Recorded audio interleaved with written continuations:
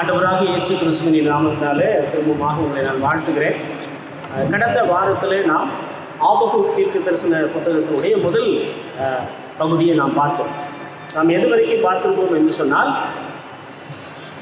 இவர்கள் பாபிலோனுக்கு சிறைப்பட்டு போவதற்கு முன்பதாக பாபிலோனிலே 70 வருடம் இவர்கள் அடிமைகளாக இருந்தார்கள். அதற்கு போவதற்கு சற்று முன்பதாக சுமார் 607வது வருடத்தில் இந்த ஆபகூக் தீர்க்க தரிசனம் உரைத்திருக்க வேண்டும் என்று சொல்லி நாம் பார்த்தோம். இந்த ஆபகூக் தீர்க்க தரிசனத்தின் காலத்தில் ராஜாவாக இருந்தவர் யோயாக்கீம் என்று சொல்லி நாம் பார்த்தோம். யோயாக்கீம் இவர்தான் அப்பொழுது ராஜாவாக இருக்கிறார். சரிங்களா? அப்போ இந்த ஆபகூக் என்றால் அவருடைய பேருடைய அர்த்தம் என்ன என்று சொன்னால், போன முறை பாரப்படுதல் என்று சொன்னேன், அதான் அது அல்ல, அணைத்தல் என்று சொல்லி அர்த்தம். அணைத்தல் அல்லது அரவணைத்தல்.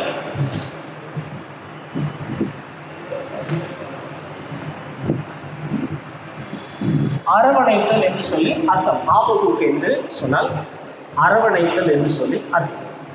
நம்ம போன வாரத்தில் பார்ப்போம், கடந்த வகுப்புல ஆபகூக் என்னும் தீர்க்கதரிசி தரிசனமாய் கண்ட வாரம் 2வது வசனத்தை நம்ம வாசித்தோம். கர்த்தாவே, நான் எதுவரைக்கும் உம்மை நோக்கி கூப்பிடுவேன். பொதுவாக மற்ற எல்லா தீர்க்க தரிசன புத்தகம் நீங்கள் வாசிப்பீர்கள் என்று சொன்னால், தீர்க்கதரிசியானவர் நேரடியாக ஜனங்களுக்கு செய்தியை சொல்லுவார். மற்ற எல்லா தீர்க்க தரிசன புத்தகம் பார்த்தீங்கன்னு சொன்னால், எல்லா தீர்க்கதரிசி என்ன பண்ணுவாங்கன்னா, நேரடியாக கர்த்தர் சொல்லுகிற காரியத்தை நேரடியாக ஜனங்களுக்கு சொல்லுகிறத பார்ப்போம். ஆனால் இந்த ஆபகூக் தீர்க்கதரிசி மாத்திரம்தான் எப்படி ஆரம்பிக்குதுன்னு சொன்னால், கடவுளை பார்த்து இவர் கேட்கிற கேள்வியோடு கூட ஆரம்பிக்கிறது. கர்த்தாவே, நான் எதுவரைக்கும் உம்மை நோக்கி கூப்பிடுவேன் அப்படின்னு சொன்னால், ஆபகூக் தீர்க்கதரிசி கடவுளிடத்திலே முறையிடுகிறவராக இருக்கிறார். இந்த முறையிடுதலுடைய ஒரு முக்கியமானதுதான் இந்த ஆபகூக் தீர்க்க தரிசனம் முழுவதுமாக. காரணம், இந்த ஆபகூக் தீர்க்க தரிசனத்தை நீ வாசிங்கன்னு சொன்னால், கடவுளை பார்த்து இவர் கேட்பதும் கடவுள் பதில் சொல்லுவதும், திரும்பவுமாக ஆபகூக் கடவுளை நோக்கி பார்ப்பதும் கடவுள் திரும்ப பதில் சொல்லுகிறதுமாகத்தான் இருக்கும் இந்த ஆபகூக் தீர்க்க தரிசன புத்தகம். அப்போ முதல் கேள்வியே ஆபகூக் என்ன கேட்கிறாருன்னா, கர்த்தாவே, நான் எது வரைக்கும் உம்மை நோக்கி கூப்பிடுவேன், நீர் கேளாமல் இருக்கிறீரே. ஆபகூக் கேட்கிறாரு, ஆண்டவரே, நான் உம்மை நோக்கி கூப்பிட்டுக்கிட்டே இருக்கிறேன், நீங்க பதிலே சொல்ல மாட்டேங்கிறீங்க. ஏன் அவர் திரும்ப திரும்ப கூப்பிடுறார் அப்படிங்கிற கேள்விக்கான விடையானது அதே வசனத்தில் திரும்ப இருக்கிறது. கொடுமை நிமித்தம் நான் எது வரைக்கும் உம்மை நோக்கி கூப்பிடுவேன், நீ ரட்சியாமல் இருக்கிறீரே. கொடுமையின் நிமித்தம், ஆண்டவரே, நான் கொடுமைப்படுகிறேன், ஆண்டவரே, நான் உம்மை நோக்கி கூப்பிடுகிறேன், நீர் எனக்கு பதில் கொடுக்க மாட்டேங்கிறீரே அப்படின்னு சொல்லி இதை நாம் புரிந்து கொள்ளக்கூடாது. கொடுமை எங்க நடக்குதுன்னா, அந்த யூதா தேசத்துல கொடுமை நடக்குது. ஜனங்கள் சாலமோனின் காலத்துக்கு பிற்பாடு இவர்கள் விக்கிரக வணக்கத்துக்குள்ளாக இவர்கள் சென்று விட்டார்கள்.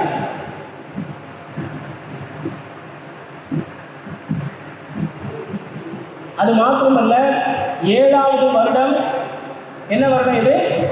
ஓய்வு வருடம். இந்த ஓய்வு வருடத்தை இவர்கள் அனுசரிக்கவில்லை.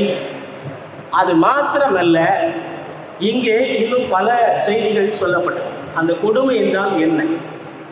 இவர் கடவுளை நோக்கி ஏன் கூப்பிடுகிறார்? நான் எது வரைக்கும் கொடுமைகளை நான் பார்த்து கொண்டே இருப்பேன், நீ ரட்சியாமல் இருக்கிறீரே என்று சொல்கிறார். முதல் காரியம் என்ன அப்படின்னு கேட்டீங்கன்னா, அந்த 2வது வசனத்தில் பார்க்கிறோம், கொடுமை. தேசத்துல ஜனங்கள் எப்படிப்பட்டவர்களாக இருக்கிறார்கள்? அங்கே நீதி அறியாதவர்களாக அவர்கள் இருக்கிறார்கள், கொடுமையை செய்கிறவர்களாக இருக்கிறார். 3வது வசனத்தில் பார்த்தோம்னு சொன்னா, அக்கிரமம். முதல்ல 2வது வசனத்துல கொடுமையை நான் என் கண்கள் பார்க்கிறதே சொல்லி கொடுமை 2வது வசனத்துல சொல்றார். 3வது வசனத்துல அக்கிரமம். நீர் அக்கிரமத்தை எனக்கு காண்பித்து என்னை தீவினையை பார்க்க பண்ணுகிறது என்ன?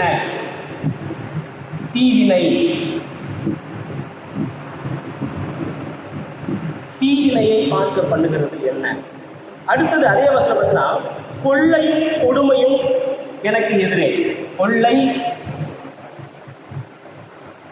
கொடுமை.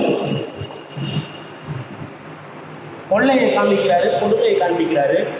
அது மாத்திரமல்ல, வழக்கையும் வாதையும் எழுப்புகிறவர்கள் ரெண்டாவது வசனத்துல திரும்ப போட்டுக்கிறேனா? சரி, ஓகே, ரைட், சரி, ஓகே. ஒரு கொடுமை பார்த்தா மட்டும் போதும், ரெண்டு எதுக்கு பார்ப்பாரு. அப்போ அடுத்தது சொல்றாரு, வழக்கையும் வாதையும். வழக்கு மாத்திரம் நம்ம வச்சுக்கணும். வழக்கை தொடர்ந்து என்ன வருதுன்னு சொன்னா வாதை. வழக்கு, வாதை. அடுத்தது சொல்றாரு, இதெல்லாம் நடக்கிறதுனால என்ன ஆகுதுன்னு சொன்னா நியாய பிரமாணம்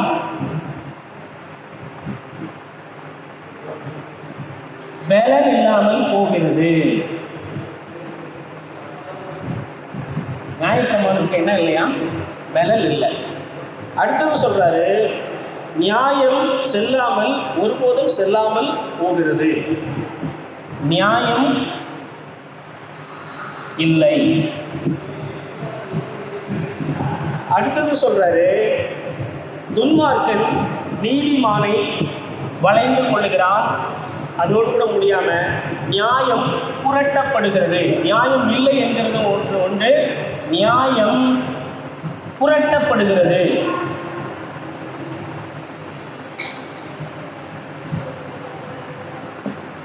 நியாயமானது புரட்டப்படுகிறது. இவர் என்ன கொடுமையை பார்க்கிறார் என்று சொல்லி நம்ம பார்த்தோம்னு சொன்னா, தேசத்துல அக்கிரமம் பெருகி ஏழைகளை ஒடுக்குகின்றவர்களாக இருக்கிறார். வழக்கு போடுறாங்க, வழக்கு வாதம் போட்டு என்ன பண்றாங்கன்னா சொத்துக்களை அபகரிக்கிறார், கொள்ளை அடிக்கிறாங்க ஜனங்கள். இந்த கொள்ளை அடிக்கிறதுல எல்லாம் பார்த்தீங்கன்னு சொன்னா, ஆசாரியர்கள் எப்படி கொள்ளை அடிக்கிறவங்க இருக்கிறாங்கன்னு பார்த்தீங்கன்னா, ஒரு ஆடு வீட்டில இருந்து வளர்த்து ஒரு ஆடை கொண்டு போய் பலியில கொண்டு போனா, இந்த ஆடு சரியில்லை, இதை ரிஜெக்ட் பண்றோம், நீ வேற ஆடு கொண்டு வான்னு சொல்லு. அல்லது நாங்க சொல்ற இடத்துல நீ வாங்கிட்டு வா. அவன்கிட்ட அந்த ஆடு விற்கிறவன் நீங்க என்ன வாங்கிக்கிற வேண்டியது? காசு, கமிஷன் வாங்கிக்கிறோம். கொள்ளை அடிக்கிறாங்க, கொடுமையா இருக்குது, தீவினை, அக்கிரமம். இதுக்கெல்லாம் நம்ம விளக்கம் சொல்றதை விட இந்த வார்த்தைகள் எல்லாம் கேட்டாலும் தெரியும் அன்னைக்கு தேசம் எப்படி இருக்குன்னு பார்த்துக்கோங்க. நம்ம நினைக்கிறோம் ஆண்டவரே 2025 தேசம் இப்படி ஆயிட்டேன். தேசம் கிமுலே இப்படிதான் இருந்திருக்கு, உலகமே இப்படிதான் இருக்கு. அவன் கொடுமை செய்றவனா இருக்கிறான். இவர்களெல்லாம் யாரு? நாங்கள் கடவுளுடைய பிள்ளைகள் என்று சொல்லுகிறோம். நாங்கள் ஆபிரகாமின் சந்ததியார் என்று சொல்லுகிறவர்கள். இவங்க என்ன பண்ணிட்டாங்க? கொடுமை, அக்கிரமம், தீவினை, கொள்ளை, வழக்கை புரட்டுறாங்க. எப்படின்னு பார்த்தீங்கன்னா, நியாயப்பிரமாணத்தின்படி தான் அவங்க என்ன பண்ணணும்? நியாயம் தீர்க்கணும். இந்த நியாயப்பிரமாணமானது பலனற்றதாகின்னு சொல்லி போட்டுருக்கு. நியாயப்பிரமாணமானது என்ன ஆகிட்டுனா பலனற்றதாக இருக்கிறதுன்னு சொல்லி பார்ப்போம். நியாயப்பிரமாணம் எப்படி பலனற்றதா போகும்? நியாயப்பிரமாணத்தை கடைபிடிக்க வேண்டியவங்க அதை கடைபிடிக்காம போனதுனால் நியாயப்பிரமாணத்துக்கு பலன் இல்லை. நியாயப்பிரமாணம் என்பது அது ஆவி ஆத்மா சரீரம் உடைய ஒரு மனிதன் கிடையாது, அது ஒரு எழுத்து. அந்த எழுத்தை நாம பயன்படுத்தினா அது நமக்கு பலனா இருக்கும், இல்லைன்னா அது நமக்கு பலன் இல்லை. ஆகவே நியாயப்பிரமாணமானது பலன் இல்லாமல் போயிடுச்சு. ஏன்னா நியாயப்பிரமாணத்தின்படி யாரும் நடக்கிறது. அடுத்தது பார்த்தீங்கன்னு சொன்னா, நியாயம் ஒருபோதும் செல்லாமல் போகிறது. இந்த வழக்கு வாதம் இருக்கு பார்த்தீங்களா, இவன் ஒரு ஒரு ஏழையானவன் தன்னுடைய வழக்கை கொண்டு போகின்ற பொழுது இவங்க என்ன பண்றாங்க? வழக்குல காசு வாங்கிட்டு ஏழையை ஒடுக்கி, நீதிமான நீ ஒடுக்கி, யாரு பணம் கொடுக்குறாங்களோ அவங்க பக்கமா சாயிறாங்க. ஸோ நியாயப்பிரமாணத்தை வேற என்ன பண்ண முடியல, விற்க முடியல. நியாயப்பிரமாணம் அப்படியே வளையுது.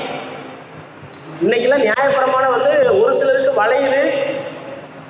ஏழை போனால் நேராக நிற்குது, கொஞ்சம் பணக்கார போனால் வளையுது, இன்னும் கொஞ்சம் பணக்கார போனால் அந்த நியாயப்பிரமாணம் அங்கே இருக்கவே மாட்டேங்குது. இன்னைக்கு உலகத்தில் எல்லா நாட்டிலையும் இதான் நடக்குது. ஏழை போனால் சட்டம் நேராக நிற்குது, சட்டம் ஒருபோதும் வளையாதுன்னு சொல்கிறாங்க. கொஞ்சம் பணம் கொடுத்த பின்னாடி சட்டம் கொஞ்சம் அவங்களுக்கு வளையுது அப்படின்னு சொல்கிறாங்க. இன்னும் கூட கொஞ்சம் பணம் கொடுத்தா அதை விட கூட கொஞ்சம் வளையுது.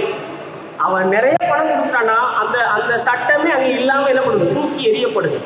இது இன்னைக்கு மாத்திரமல்ல, கிமுலேயே உலகம் அப்படித்தான் இருக்கு. இவன் கொடுக்குற வழக்கு எல்லாமே காசை வாங்கிக்கிட்டு என்ன பண்றாங்க, நியாயத்தை இவர்கள் என்ன பண்ணுகிறார்களா, புரட்டு. நியாயம் ஒருபோதும் செல்லாமல் போகிறது. நியாயம் ஒருபோதும் செல்லாமல் போகிறது. என்னைக்காவது ஒரு நாள் செல்லாமல் போலன்னு சொல்லல, நியாயம் ஒருபோதும் செல்லாமல் போகிறது. அப்போ எவ்வளவு நாட்கள் இவர்கள் கொடுமை செய்கிறவர்களாக தேசத்தில் இருந்திருப்பாங்க. அடுத்தது சொல்றாரு, துன்மார்க்கன் நீதிமானை வளைந்து கொள்கிறார், ஆதலால் நியாயம் புரட்டப்படுகிறது. அப்போ தேசத்துல என்ன இல்லைன்னு கேட்டீங்கன்னு சொன்னா நியாயம் இல்லவே. எவன் அக்கிரமக்காரனாக இருக்கிறானோ அவனுக்கு தான் அன்னைக்கு வாழ்வு.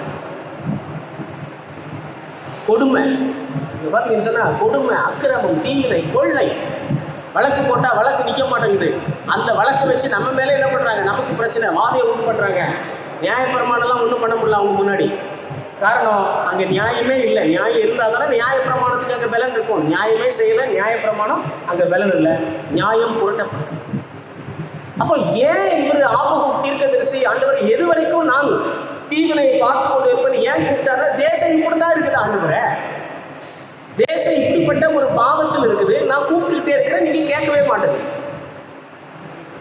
ஆபகுடைய நோக்கம் என்ன அப்படின்னு கேட்டீங்கன்னா, ஆண்டவரே நான் கூப்பிட்டுக்கிட்டே இருக்கிறேன், நீங்க என்ன பண்ணணும், வந்து எங்களுக்கு ஒரு நல்ல ராஜாவை கொடுத்து இவர்களை இந்த பொய் சொல்லுகளை ஏமாற்றி அல்லது இந்த அடிக்கிறவர்கள் எல்லாம் அவன் வந்து நல்ல ராஜா வந்து என்ன பண்ணணும், அவர்களை தண்டித்து தேசத்துல இந்த நியாயம் புரட்டப்படுகிற நியாயத்தை நிலைநிறுத்தணும். அதுக்குதான் இவர் கூப்பிடுறாரு, கர்த்தாவே நான் எது வரைக்கும் உங்களுக்கு கொடுங்க. ஏன்னா கடைசியாக இருந்த ராஜா, இவர்களுக்கு நல்ல ராஜா யாருன்னு கேட்டீங்கன்னா யோசியா. இந்த யோசியா வரைக்குமா நல்ல ராஜாவாக இருந்தார். யோசியாவுக்கு அடுத்தது யார் ராஜாவாக வந்ததுன்னு சொல்லி பார்த்தோம், போன வாரத்தில் நம்ம பார்த்தோம். யார் வந்தது? யோவாகாஸ் வந்தார். யோவாகாசு கர்த்தருக்கு பிரியமில்லாதவனாக இருந்தபடினாலே, கர்த்தரின் பார்வைக்கு பொல்லாதவனாக இருந்தபடினாலே 3 மாதம் தான் அவனுடைய அரசாட்சி. ஆனால் அதுக்கு பிற்பாடு எகிப்தின் ராஜா வந்து இந்த யோவாகாசை தள்ளி விட்டு அவனை சிறைப்பிடிச்சிட்டு அதுக்கு பதிலாக யோயாக்கீமே ராஜாவாக. அந்த யோவாகாசை போல இவனும் நல்ல ராஜா இல்லை. அப்போ ஆண்டவரை எது வரைக்கும் நான் தேசத்துல கொடுமையா பார்த்துக்கிட்டு இருப்பேன்? ஏன்னா ஆபகு காலத்துல யோசியா ராஜாவை பார்த்துட்டாரு, இவர் ஒரு நல்ல ராஜா.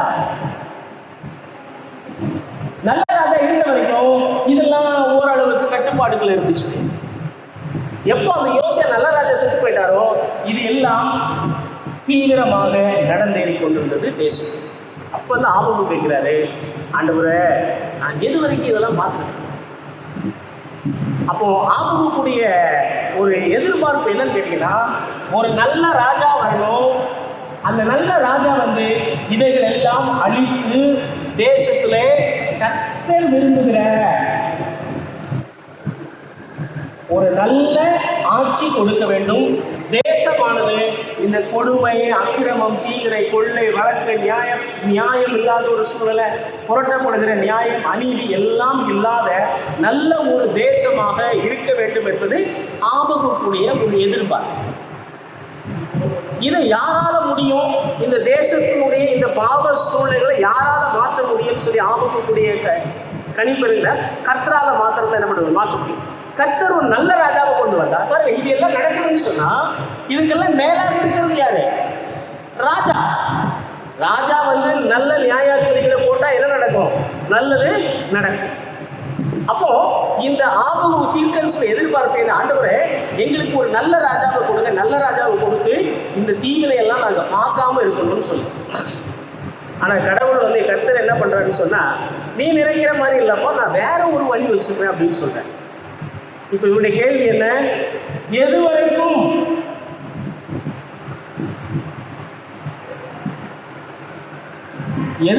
நான் உங்களை நோக்கி கூப்பிடுவேன்? ஏன்னா தேசத்துல இப்படி பிரச்சனை நடக்குத. இப்ப ஆபகுக்கு ஆண்டவர் ஒரு பதில் சொன்னார். என்ன பதில் சொன்னார்? 5வது வசனம், 5வது வசனத்தை 6வது வசனத்தை நான் வாசிக்கிறேன். ஆபகுக்கு 1வது அதிகாரம் 5வது வசனம் 6வது வசனம். நீங்கள் புறஜாதிகளை நோக்கி பார்த்து ஆச்சரியப்பட்டு பிரமியுங்கள். விவரிக்கப்பட்டாலும் நீங்கள் விசுவாசியாத ஒரு கிரியை உங்கள் நாட்களில் நான் நடப்பேன். இதோ நான் கல்தையர் என்னும் கொடிதும் வேகமான ஜாதியாரை எழுப்புவேன். அவர்கள் தங்களுடையதல்லாத வாசஸ்தலங்களை கட்டிக்கொள்ள தேசத்தின் விசாலங்களில் நடந்து வருவார். ஆண்டவர் சொல்றாரு, அப்போ நீ ஒரு காரியம் கேட்கிற. என்ன கேட்கிறேன்னு சொன்னா, எங்களுக்கு ஒரு நல்ல ஒரு ராஜாவை கொடுங்க, தேசத்தில் இப்படிப்பட்ட அக்கிரம அநியாயம் நடக்கிற, அப்போ இதெல்லாம் நான் பார்க்காம இருக்கணும்னு சொன்னா நல்ல ராஜா வந்தா தேசத்துல நல்லது நடக்குமே அப்படின்னு சொல்லி எதிர்பார்க்கிறேன். ஆனா நான் புது காரியம் ஒன்று செய்ய போறேன். புது காரியம். அது என்ன காரியம்னு சொன்னா, நான் ஒரு ராஜ்யத்தை நான் கொண்டு வர போகிறேன். அவர்கள் கல்தையர்கள்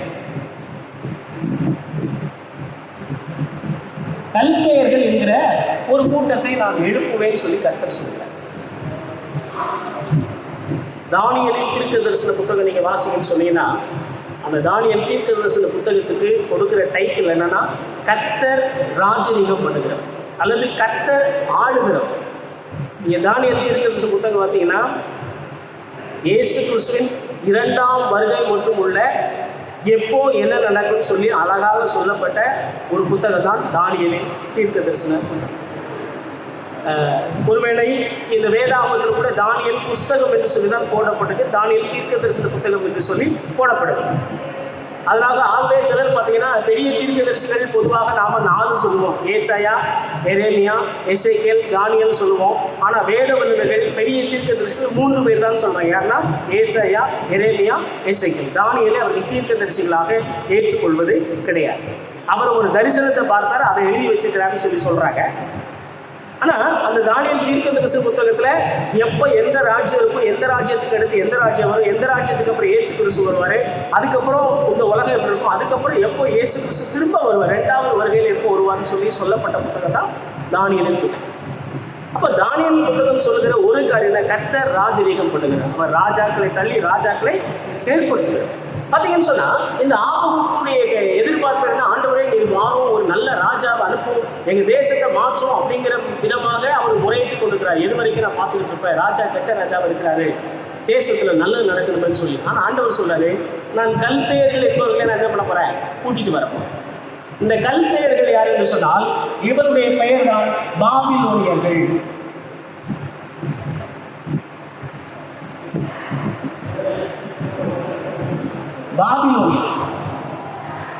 பாபிலோனியர்கள நமக்கு தெரிந்த ஒரு ராஜா யாரு, நேபுகாத் நேச்சார். நேபுகாத் நேச்சார் தான் நமக்கு தெரிந்த ஒரு பாபிலோனுடைய பிரபலமான ஒரு ராஜா. இந்த ராஜா ஏன் பிரபலமான ராஜாவாக நேபுகாத் நேச்சார் மாறினார்னு சொன்னா, நேபுகாத் நேச்சாருடைய அப்பா அதற்கு முன்பதாக நெபுகோலாசார். நேபுகாத் நேச்சாருக்கு முன்பதாக அவருடைய தகப்பனார் நெபுகோலாசார் ஆட்சி செய்து கொண்டு வந்தார். ஆனால் அந்த நாட்களிலே அசீரியர்கள்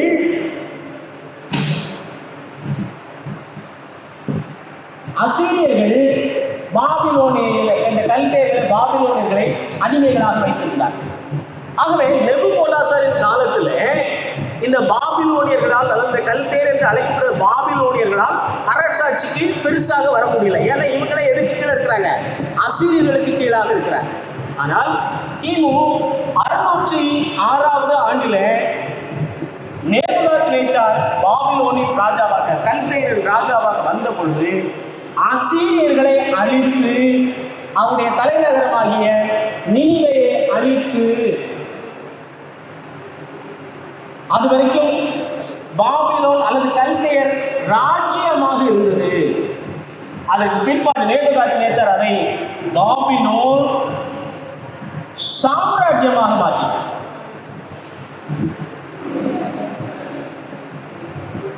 பாபிலோன் ராஜ்யத்திலிருந்து சாம்ராஜ்யமாக என்ன பண்ணிட்டு பரவிட்டு. அதுக்கு காரணம் என்ன, நேபுகாத் நேச்சார். நெபுகோலாசார் இருக்கட்டையும் அவர்கள் அசீரியர்கள் அடிமைகளாக வைத்திருந்தார்கள். இப்பொழுது நெபுகாத்நேச்சாருக்கு பிற்பாடு நேபுகாத்நேச்சார் அவர் அரசாட்சிக்கு வந்த அந்த முதல் வருடத்திலே அசீரியர்களை அழித்து, நினிவே பட்டணத்தை அழித்து, ராஜ்யத்தை இவர்கள் பிடித்த உடனே அசீரியர்கள் வைத்திருந்த அத்தனை அடிமை நாடுகளையும் பாபிலோன் சாம்ராஜ்யம், பாபிலோனானது ஓவர்டேக் பண்ணிட்டாங்க.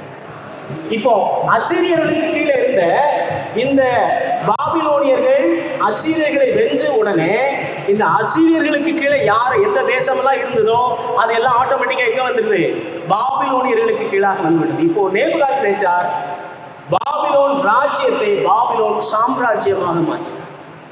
உலகத்திலே பல இடங்களிலே இந்த பாபிலோன் சாம்ராஜ்யமானது அரசாட்சி செய்ய ஆரம்பித்தது. இப்படிப்பட்ட ஒரு சூழ்நிலையில இந்த நேபுகாத்நேச்சாரை நான் என்ன பண்ணுவேன், கொண்டு வருவேன்னு சொல்லி ஆண்டவர் சொல்றார். அப்போ பாருங்க, சரித்திரத்தை ஆளுகின்றவர் மாத்திரம் கர்த்தர் கிடையாது, சரித்திரத்தை உருவாக்குகிறவர் ஆண்டவர். அதுதான் சொன்னாரு, ஆண்டவர் சொன்னாரு, நீங்கள் இங்க அந்த 5வது வசனம் சொல்றாரு, நீங்கள் புறஜாதிகளை நோக்கி பார்த்து ஆச்சரியப்பட்டு பிரமியுங்கள், விவரிக்கப்பட்டாலும் நீங்கள் விசுவாசியான ஒரு கிரியையை உங்கள் நாட்களில் நடப்பீர்கள். அது வரைக்கும் எப்போது நீங்க பழைய ஏற்பாட்டில் நீங்க வாசி பார்த்தீங்கன்னா எப்போதும் சண்டை வர்றது, இந்த இஸ்ரவேல் ஜனங்களோடு சண்டை போட வருகிற ஒரு ராஜ்யம் அது அசீரியர்களின் ராஜ்யம். யோனா தீர்க்கதரிசி யாருக்கு போய் தீர்க்க தரிசனம் சொன்னாரு? யோனா யாருக்கு போனாரு? என்ன பட்டணத்துக்கு போனாரு? நினிவேக்கு போனார். நினிவே யாருடைய தலைமை பட்டணம்? அசீரியர்களின் தலைமை பட்டணம். அது வரைக்கும் அசீரியர்கள் தான் இஸ்ரவேல் ஜனங்களை ஒடுக்கி கொண்டார்கள், யூதா ஜனங்களை ஒடுக்கி கொண்டாங்க. ஆனால் ஆண்டவர் சொல்லிட்டாரு, நான் புதுசாக ஒரு ஜாதியை கொண்டு வரப்போறேன், புது ஒரு ஜனக்கூட்டத்தை கொண்டு வரப்போற. அவங்க எப்படி? நீங்க விசுவாசியாத ஒரு கிரியையை உங்கள் நாட்களில் நடப்பிப்பேன். ஆபம் கூட சொல்றாரு, நீ நினைக்காத ஒரு காரியத்தை நான் செய்ய போறேன். என்னன்னு கேட்டீங்கன்னா, இதோ நான் கல்தேர் என்னும் கொடிதும் வேகமுமான ஜாதியாரை எழுப்புவேன். அப்ப அவர் சொல்றாரு, நான் பாபிலோனியர்களை எழுப்ப போகிறேன். ஆண்டவர் சரித்திரத்தை உருவாக்குகிறார். சரித்திரத்தை ஆளுகிறவர் மாத்திரமில்லை, சரித்திரத்தை உருவாக்குகிறவர் நம்முடைய ஆண்டவராகிய கர்த்தர். அதான் சொன்னேன், ராஜாக்களை தள்ளி ராஜாக்களை ஏற்படுத்துகிற ஆண்டவர். வெளிப்படுத்துகிற விசேஷம் சொல்லுகிறது, பூமியின் ராஜாக்களுக்கு எல்லாம் அதிபதியாகி இயேசு கிறிஸ்துவானவர் என்று சொல்லி.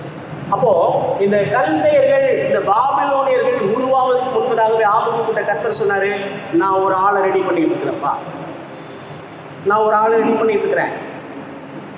நீ கேட்டல கேள்வி, எது வரைக்கும் நான் இதெல்லாம் பார்த்துட்டு இருப்பேன், ஒன்றும் பயப்படாத, நான் ஒரு ஆளை ரெடி பண்ணிட்டேன். அந்த ராஜ்யம் இதை நான் அழிச்சிட்டுங்களா? அழிச்சிட்டேன்.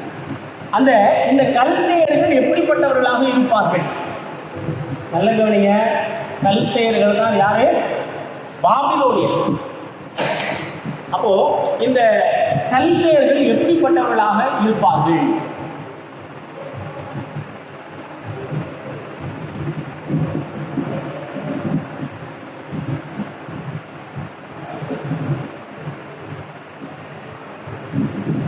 கல்தையர்கள் தான் பாபிலோனியர்கள். இந்த பாபிலோனியர்கள் எப்படிப்பட்டவர்களாக இருப்பார்கள் சொன்னா, அங்க சொல்லுது, இதோ 6வது வருஷம், இதோ நான் கல்தையர் என்னும் கொடிதும் வேகமுமான ஜாதியாரை எழுப்பும். அதுதான் 606வது ஆண்டிலே கர்த்தர் எழுப்பினார். அது மாத்திரமல்ல, அவர்கள் தங்களுடையதல்லாத வாசஸ்தலங்களை கட்டி கொள்ள தேசத்தின் விசாலத்தில் நடந்து வருவார். அவன் பதிவிருந்தெல்லாம் வர்றதில்லை, எப்படி வருவானா? நடந்து வருவான். அவன் யாருக்கும் பயப்பட மாட்டான். அது மாத்திரமல்ல, 7வது வசனம் சொல்றது, அவர்கள் கெடியும் பயங்கரமுமானவர்.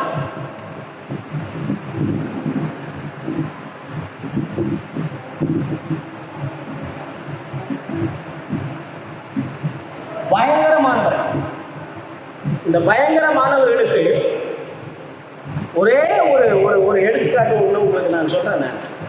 ஒருவேளை இந்த சம்பவம் நம்ம சொல்றதுக்கு அல்லது நினைச்சு பார்க்க முடியாத ஒரு கொடுமையை செய்யறவங்கன்னா யாரு?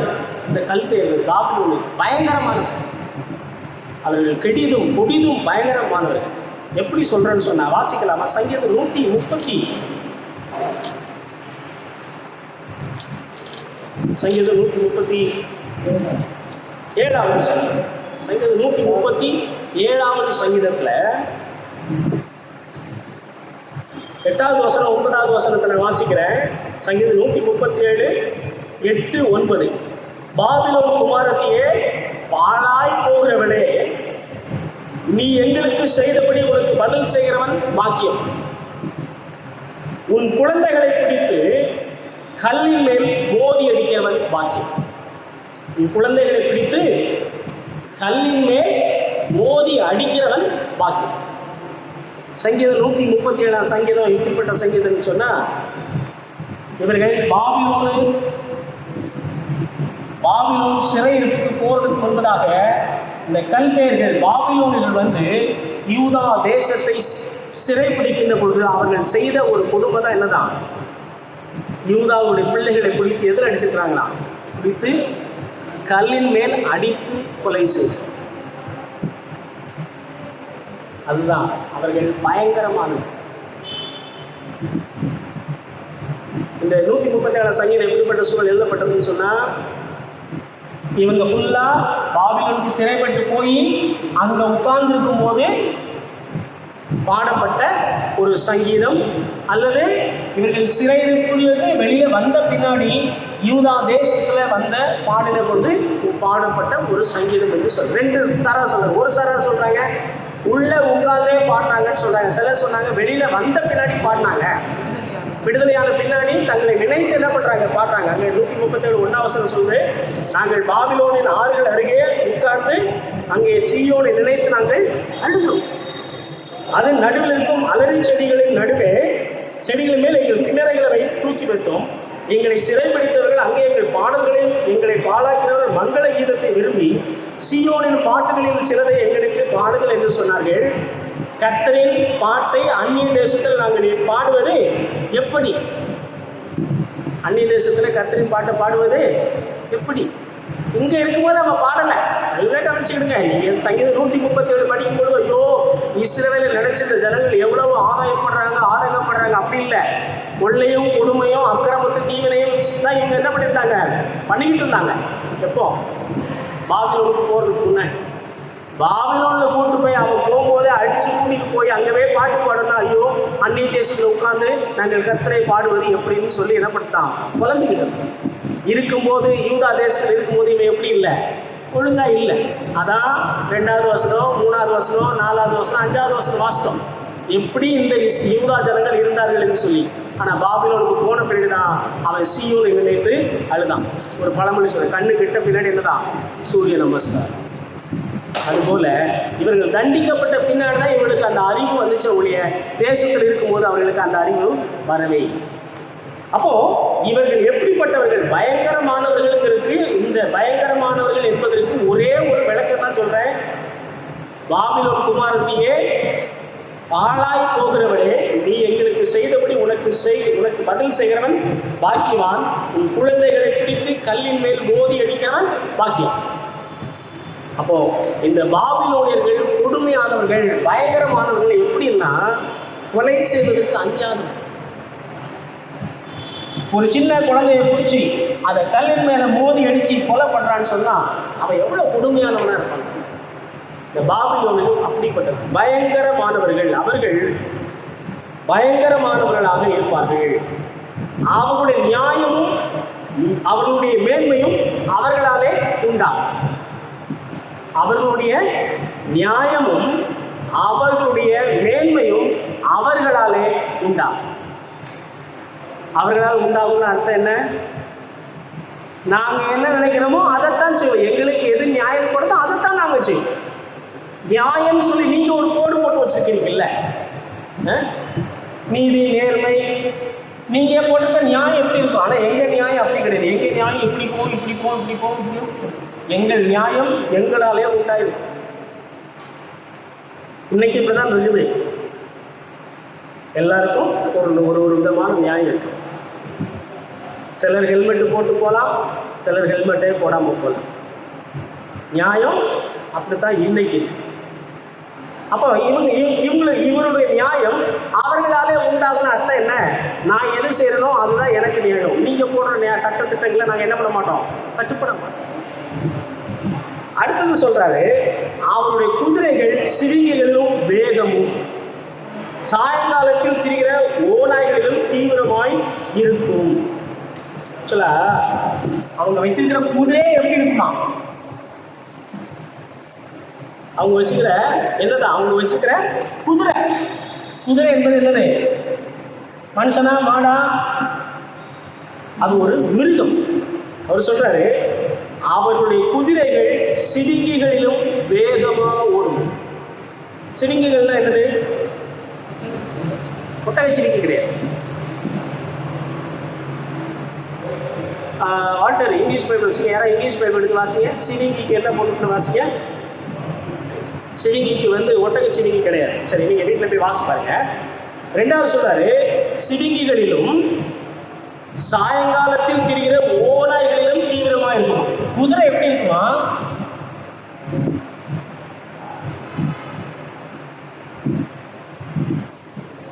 குதிரை என்ன? குதிரை என்ன என்ன என்ன உண்ணி? இது தாவர உண்ணி. உங்களுக்கு எல்லாம் வரலாறு பூமியில் நடக்கும். தாவர உண்ணினா என்னது? தாவரங்களை சாப்பிட்டு இருக்கக்கூடிய. இது எங்க இருக்கும்? இது நாட்டு மிருகத்திலேயே இருக்குது, காட்டு மிருகத்துல இருக்கு. காட்டுல இருந்து பிடிச்சி நாட்டு மிருகமா என்ன பண்ணலாம்? இதை பழக்கிக்கலாம். இது மனுஷனுக்கு என்ன பண்ணணும்? கட்டுப்படும். இது பேசிக்கா பாத்தீங்க அப்படின்னு சொன்னா, இந்த தாவர உண்ணிகள் எல்லாமே ஒரு சாதுவான விலங்குகள். எப்போது ஒரு முறை தான் என்ன பண்ணும், அவைகள் மூர்க்கமா இருக்கும். தாவர உண்ணிகள் சில நேரத்தில் பார்த்தீங்கன்னா மாடுகளை மூட்டி நிறைய பேர் இப்போ சமீப காலத்தில் நிறைய பேர் இது பண்ணுது. சில நாய்கள் கூட சிலரை கடிச்சு வைக்கும். எப்போதும் கடிச்சிக்கிட்டு இருக்குதா? அதுக்கு என்னைக்கு கடிக்கணும் தோணுதோ அன்னைக்கு கடிக்கும். அதுக்கு பற்றி அது அமைதியாக தான் இருக்கும். அவ பாருங்க, தாவர உண்ணி என்னது? குதிரை. ஆனால் அந்த குதிரை எப்படி இருக்குமா? சிவிங்கியை போல, ஓநாய் போல. இது ரெண்டு என்ன இருக்கும்? மாம்ச உண்ணி.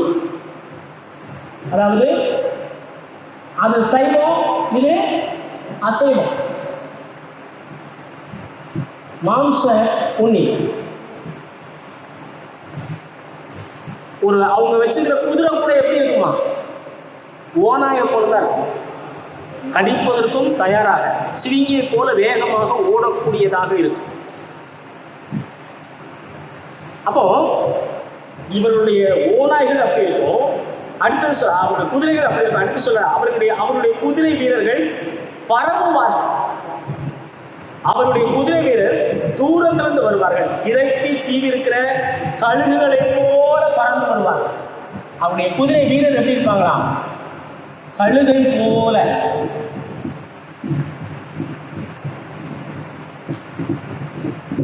கழுகை போல இருப்பார்கள். இந்த பாபிலோனியர்கள் எதற்காக வருகிறார் என்று சொன்னால், கொடுமை செய்ய வருகிறார். வர்றதே நன்மை செய்யவோ நியாயம் விசாரிக்கிறதுக்காகவோ அல்ல, கொடுமை செய்ய வருவார். அவருடைய முகங்கள் சுவரச் செய்யும் கீழ்காற்றை போல இருக்கும். கீழ்காற்று சுவரச் செய்யும் முகங்களை, அவருடைய முகங்கள் சுவரச் செய்யும் கீழ்காற்றை போல இருக்கும். அவர்கள் மணலத்திலே ஜனங்களை சிறைப்பிடித்து சேர்ப்பார். சுவரஸ்னா அவங்கள பார்த்த உடனே நமக்கு பேசலன்னா ட்ரை ஆயிடும். சுவரை செய்யறதுன்னா, நீங்க பீச்சுக்கு போனீங்கன்னு சொன்னா நல்லா காத்தடிக்கும். ஆனா நீங்க தொட்டு பார்த்தீங்கன்னா முகமெல்லாம் நீங்க போட்டிருக்க எல்லா பவுடர்லாம் போய் ட்ரை ஸ்கின் ஆயிடும். அதாவது பார்த்த உடனே அந்த அளவுக்கு நம்மள அவ்வளவு கொடுமையா இருக்குமா அவங்கள பார்க்கறதுக்கு. அப்படிப்பட்டவங்களா இருப்பாங்க. அவர்கள் மணலத்திலே ஜனங்களை சிறைப்பிடித்து சேர்ப்பார்கள். 10வது வசனம் வாசி பார்த்தீங்கன்னு சொன்னா, அவர்கள் ராஜாக்களை ஆகடியம் பண்ணுவார்கள். அதிபதிகள் அவர்களுக்கு பரியாசமாய் இருப்பார்கள். அவர்கள் அரண்களெல்லாம் பார்த்து நகைத்து மண்மேடுகளை குவித்து அவைகளை பிடிப்பார்கள். அப்பொழுது அவனுடைய மனம் மாற அவன் தன் பலன் தன் தேவனாலே உண்டானது என்று சொல்லி மிஞ்சி போய் குற்றவாளி ஆகும். இப்போ என்னுடைய பாபிலோனிகள் எப்படிப்பட்டவர்களாக இருப்பார்கள் சொன்னால், அவர்கள் ராஜாக்களை, திரளான மணலை போல திரளான மக்களை சிறை பிடிப்பார்கள்.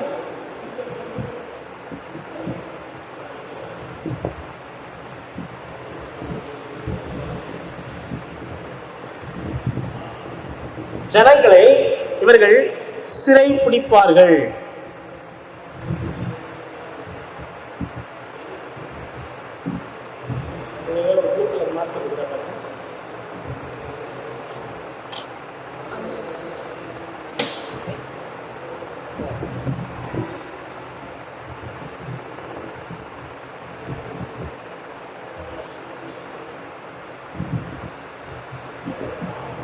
இவர்கள் ராஜாக்களை, மக்களை சிறைபிடிக்கிறவர்களாக இருப்பார். அப்போ இவர்கள் மிகவும் கொடுமையானவர்களாக இவர்கள் இருக்கிறார். நம்ம இங்க பார்க்கிறோம், ஆபகு கேட்டாரு, ஆண்டவரே நான் எது வரைக்கும் தேசத்துல கொடுமையை பார்த்துக்கிட்டு இருப்பேன்னு கேட்டாரு. நீ பார்த்துக்கிட்டு இருக்க கொடுமையை நான் வந்து நிப்பாட்டப்பேன். அந்த கொடுமை நிப்பாட்டுறதுக்கு நான் என்ன பண்ண போறேன்னு சொன்னா, கல்தேயர் என்னும் ஒரு கூட்டத்தை நான் வரவழைக்க போகிறேன். அவர்கள் யாரு? பாபிலோன். அந்த கல்தேயருடைய மறுபெயர் தான் பாபிலோன். இவர்கள் கிமு 606 வருடத்திலே ராஜ்யமானது அசிரியர்களை அழித்து சாம்ராஜ்யமாக மாறினார்கள். முதல் சாம்ராஜ்யம், பாபிலோன் சாம்ராஜ்யத்தின் முதல் பேரரசர் நேபுகாத்நேச்சார் என்று சொல்லி நாம் பார்த்தோம். அந்த நேபுகாத்நேச்சார் வந்து யூதாவை தண்டிக்க போகிறார். ஆபகு கேட்டார், ஆண்டவரை எது வரைக்கும் நான் இவ்வளவு கொள்ளையும் கொடுமையை நான் பார்த்துக்கிட்டே இருப்பேன், நியாயம் இல்லாம இருக்குது, நீதி புரட்டப்படுகிறதுன்னு சொல்லி நீ புலம்புறல்லப்பா. ஸோ இந்த மக்களுக்கு ஒரு ஒரு மாற்றம் கொண்டு ஒரு தண்டனை கொடுக்கல. அந்த தண்டனை கொடுப்பதற்கு நான் ஒருவனை கொண்டு வருகிறேன், அவன் தான் நேபுகாத்நேச்சார். இன்னொரு இடத்துல நீங்க வாசி பார்த்தீங்கன்னா, என் ஊழியக்காரனாக நேபுகாத்நேச்சாரை நான் வரவழைப்பேன், அவன் வந்து உங்களை என்ன பண்ணுவான்? தண்டிப்பான். கர்த்தர் தம்முடைய பிள்ளைகளாகிய இந்த யூதாவின் புத்திரரை, இந்த யூதா புத்திரரை தண்டிப்பதற்கு ஆண்டவர் பயன்படுத்தின ஒரு பாத்திரம் தான் இந்த பாபிலோன். ஆபகுக்கு நினைச்சுக்கிட்டு இருந்தாரு, ஆண்டவர் வருவாரு, அவர் வந்து தண்டிப்பாரு, அவருக்கு வேற ஒரு நல்ல ராஜா கொடுப்பாரு, தேசத்தை மாத்துவாருன்னு பார்த்தா ஆண்டவர் அதுக்கு நேர் எதிர்மாற சொன்னாரு, நான் வரப்போறது இல்லை, எனக்கு பதிலாக வேற ஒரு ஆள் அனுப்புறேன், அவன் என்ன மாதிரி இருக்க மாட்டான், அவன் பயங்கரமானவனா இருப்பான், அவன் கொடுமை செய்கிறவனா இருப்பான், ராஜாக்களையும் ஜனங்களையும் சிறைப்பிடிக்கிறவனாக அவன் இருப்பான். அவன் பாபிலோன் தேசத்து மக்கள். அவர்கள் வந்து அவர்களை கொண்டு நான் உங்களை தண்டிப்பேன் என்று சொல்லி ஆண்டவர் சொன்னார். இப்போ முதல் கேள்விக்கு பதில் வச்சார். ஆபகுக்கு என்ன கேள்வி கேட்டாரு? எதுவரைக்கும் ஆண்டவரே நான் அந்த கொள்ளையும் கொடுமையும் பார்த்துக்கிட்டு இருப்பேன்னு சொல்லி ஆண்டவர் சொல்றாரு, நான் பாபிலோன் என்கிற இந்த கல்தேயர்களை அழைத்து வருவேன், அவர்கள் வந்து இவர்களை தண்டிப்பார்கள். அவர்கள் எப்படிப்பட்டவர்களாக இருப்பான்னு சொல்லி ஆண்டவரே சொல்றாரு, அவருடைய குதிரை வீரர்கள் கழுகுகளை போல பரவுவார், அவருடைய குதிரையே எப்படி இருக்கும்? சிவிங்கியை போல, ஓநாயை போல இருக்கும்.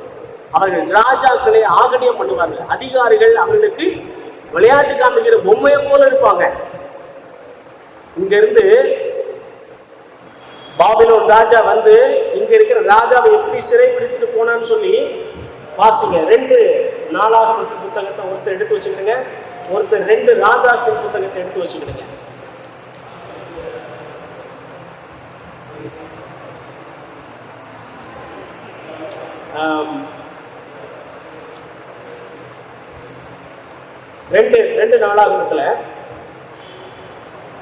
ரெண்டு நாளாகமத்துல வாசிங்க. கடைசி அதிகாரம் வாசி பார்த்தீங்கன்னு சொன்னா 4வது வசனத்தை வாசிங்க. 2 நாளாகமம் 36வது அதிகாரம் 4வது வசனத்தை வாசிங்க. அவனுடைய அண்ணனாகிய எலியாக்கீமை யூதாவின் மேலும் எருசலேமின் மேலும் ராஜாவாக்கி அவன் பேரை யோயாக்கீம் என்று மாற்றினான். அவன் தம்பியாகிய யோகாத்தை எகிப்தின் ராஜாவாகிய நேகோ எகிப்திற்கு கொண்டு போனான். இது வந்து எகிப்துக்கு கொண்டு போன அவனை குறிச்சு பார்க்கிறோம். அதுக்கு அடுத்து 5வது வசனத்தை வாசிங்க. யோயாக்கீம் ராஜாவாகிற போது 25 வயதாய் இருந்து 11 வருஷம் எருசலேமில் அரசாண்டு தன் தேவனாகிய கர்த்தருடைய பார்வைக்கு பொல்லாப்பானதை செய்தான். 6வது வசனம். அவனுக்கு விரோதமாக பாபிலோன் ராஜாவாகிய நேபுகாத்நேச்சார் வந்து அவனை பாபிலோனுக்கு கொண்டு போக 2 வெண்கல சங்கிலியினால் அவனை கட்டினான். கர்த்தருடைய ஆலயத்தின் பனிமூட்டுகளிலும் சிலவற்றை நேபுகாத்நேச்சார் பாபிலோனுக்கு கொண்டு போய் அவைகளை பாபிலோனில் தன்னுடைய கோவிலிலே வைத்தார். நல்ல கவனிங்க. இந்த யோயாக்கீம் ராஜாவாகிற பொழுது 25 வயதா இருந்து 11 வருஷம் எருசலேமில் அரசாண்டு தன் தேவனாகிய கர்த்தருடைய பார்வைக்கு பொல்லாப்பானதை செய்தான். அவனுக்கு விரோதமாக பாபிலோனின் ராஜாவாக நேபுகாத்நேச்சார் வந்து அவனை பாபிலோனுக்கு கொண்டு போக 2 வெண்கல சங்கிலிகளால் அவனை கட்டினான். 2 வெண்கல சங்கிலியை வச்சு அவனை கட்டி கொண்டு போனதாக நாம் பார்க்கிறோம். இன்னொரு இடத்துல பார்க்கும் பொழுது இவர்கள் வந்து எப்படி பிடிச்சிட்டு போனாங்கன்னு சொன்னா, பறவையை கூண்டில் அடைக்கிறது போல, பறவையை கூண்டில் அடைக்கிறது போல இவனை சிறைப்பிடித்து கொண்டு போனாங்க. இப்போ ஆண்டவர் ஆபகுக்குடைய முதல் கேள்விக்கு ஆண்டவர் பதில் கொடுத்துட்டார். என்ன? எதுவரைக்கும் ஆண்டவரே நான் தேசத்துல கொடுமையும் கொள்ளையும் காப்பேன்னு சொன்னாரு. ஆண்டவர் சொன்னார், ஒன்றும் கவலைப்படாதப்பா, இந்த ஜனங்களை சந்திப்பதற்கு தண்டிப்பதற்கு நான் ஒரு ஆளை ரெடி பண்ணிட்டேன். அவன் தான் பாபிலோன் ராஜாவாகிய நேபுகாத்நேச்சார். நாம நினைக்கிறோம் ஆண்டவருடைய பிள்ளைகள் மாத்திரம்தான் அவருடைய ஊழியக்காரர்கள், அவருக்கு பிரியமானவங்க தான் அவருடைய ஊழியக்காரர்கள் சொல்ல. ஆனா ஆண்டவர் சொல்றாரு, நேபுகாத்நேச்சாரே என்னுடைய ஊழியக்காரன். அதாவது நான் சொல்லுகிறதே அவன் செய்வான். நான் அடின்னா உங்களுக்கு ஒரு அடிப்பான், நான் அடிக்காதனால அவன் என்ன பண்ண அடிக்காம இருப்பான். அப்போ நான் என் ஊழியக்காரனாக நேபுகாத்நேச்சாரை நான் அழைத்து வருவேன், அவன் வந்து உங்களை தண்டிப்பான். நாம நினைக்கிறது ஆண்டவர் ஏன் இப்படி செய்தாருன்னு சொல்லி, ஆண்டவர் தம்முடைய மக்களை சந்திப்பதற்கு பதிலாக ஏன் இப்படி செய்தார் என்று சொல்லி ஒருவேளை நாம் யோசிக்கலாம். ஆனால் ஆண்டவர் நம்மளை காட்டிலும் பெரியவர். ஆண்டவர் நம்மை விட நீதி உள்ளவர், அவர் நியாயம் செய்கிறவர். அவர் தம்முடைய ஜனங்களை மீட்பதற்கு பதிலாக, தம்முடைய ஜனங்களை மன்னிப்பதற்கு பதிலாக அவர்களை பாபிலோனியர்களை கொண்டு இப்படி தண்டிப்பார் என்று சொன்னால் அந்த யூதர்கள் எப்படி இருந்திருப்பார்கள் என்று சொன்னீர்கள் நாம் ஞாபகத்தில் வைத்தோம். ஆண்டவரே அவர்களை இந்த அளவுக்கு தண்டிப்பதற்கு இறங்கணும்னு சொன்னா அன்னைக்கு இருந்த தேசத்துல அந்த யூதா ஜனங்கள் எப்படி இருந்திருப்பாங்க? அதுதான் சொல்ல, பாபிலோன் ஆறுகளின் அருகே நாங்கள் உட்கார்ந்து சீயோனை நினைத்து அழுதோன்னு சொன்னாங்களே. சீயோன்ல இருந்தப்போ சீயோனை நினைச்சு கூட அவங்க பார்க்கவே இல்லை. ஏறேமே தீர்க்கதரிசி வந்து சொல்றது, எத்தனையோ தீர்க்கதரிசியில் ஆண்டவர் அனுப்பி கொண்டே இருந்தார். கிமு 722 அசீரியர்களால் இஸ்ரவேலர்கள் சிறைபிடித்து கொண்டு போகப்பட்டார்கள். ஆண்டவர் ஏற்கனவே சொன்னாரு, நான் உங்களை பாலும் தேனும் ஓடுகிற தேசத்துக்கு கொண்டு போவேன். அங்க பாலும் தேனும் எது வரைக்கும் ஓடுன்னு சொன்னா, நீ என் கட்டளைக்கு என்னோட கற்பனைக்கு கீழ்படிஞ்சதான் அங்க பாலும் ஓடும் தேனும் ஓடும், இல்லைன்னா தேசத்துல பஞ்சம் வரும். நியாயாதிபதிகள் 1வது அதிகாரம் 1வது அதிகாரம் 1வது வசனம் இப்படிதான் ஆரம்பிக்கிறது. நியாயாதிபதிகள் நியாயம் விசாரித்து வரும் நாட்களிலே தேசத்திலே பஞ்சம் உண்டாயிடுச்சு. எந்த தேசத்துல? அந்த இஸ்ரவேல் தேசத்துல பஞ்சம் உண்டாயிடுச்சு. ஆனா அந்த தேசம் எப்படிப்பட்ட தேசம்? பாலும் தேனும் ஓடுகிற கானான் தேசம். ஏன் தேசத்துல பஞ்சம் வந்துச்சு? இவர்கள் தேவனுடைய கற்பனைகளே மறந்தார்கள், தேசத்துல பஞ்சம் வந்துச்சு. அப்ப ஆண்டவர் சொன்னாரு, பஞ்சம் வரும், நீ பஞ்சத்துக்கும் நீ கீழ்ப்படியலன்னு சொன்னா உனக்கு பட்டயம் வரும், கொள்ளை வரும், அதுக்கும் நீ கீழ்ப்படியல, நீ என்னுடைய விட்டு என்னுடைய கற்பனைகளுக்கு நீ திரும்பலன்னு சொன்னா அந்த தேசத்தில் இராதபடிக்கு நான் என்ன பண்ண உன்னை நாடு கடத்துவன்னு சொல்லி ஆண்டவர் அந்த தேசத்துக்கு வருவதற்கு முன்பதாகவே அவர்களுக்கு சொன்னார். ஆனால் தேசத்துக்கு வந்த பொழுது அவர்கள் எல்லாவற்றையும் மறந்தார். ஒருவேளை நம்முடைய கேள்வி, ஆண்டவரே நீர் நேசித்த, நீர் தெரிந்து கொண்ட, நீர் அழைத்த உங்களுடைய பிள்ளைகளாக இஸ்ரவேலருக்கு நீ இப்படி செய்வது நியாயமான ஒருவேளை நம்ம கேட்கலாம். ஆனால் ஆண்டவர் சொல்றாரு, நான் இரக்கமுள்ளவரா இருக்கிற நான் இந்த அளவுக்கு அவர்களுக்கு செய்ய போகிறேன்னு சொன்னால் அவர்கள் எப்படிப்பட்டவர்களாக அன்றைக்கு இருந்திருப்பார்? அதுதான் ஆபகுக்கு 1வது அதிகாரம் 2வது வசனம், 3வது வசனம், 4வது வசனம். கொடுமையும் கொள்ளையும் நான் பார்த்துக்கிட்டே இருக்கிறேன். தேசத்துல நியாயம் இல்லை, ஜனங்கள் கொள்ளையடிக்கிறவங்களா இருக்காங்க, ஏழைகளுடைய நியாயம் புரட்டப்படுகிறது, சட்டம் ஒருத்தருக்கும் வேறு விதமா இருக்குது, பணம் கொடுத்தா எதனாலும் செய்யலாங்கிற ஒரு காலகட்டத்தில் இருக்கிறாங்களே. அதுக்குதான் ஆண்டவர் சொன்னாரு, ஒண்ணு கவலைப்படாதப்பா, நீ கேட்ட கேள்விக்கு நான் ஒரு பதில் சொல். நீ எது வரைக்கும் கேட்ட, நான் ஒரு ஆளை ரெடி பண்றப்ப.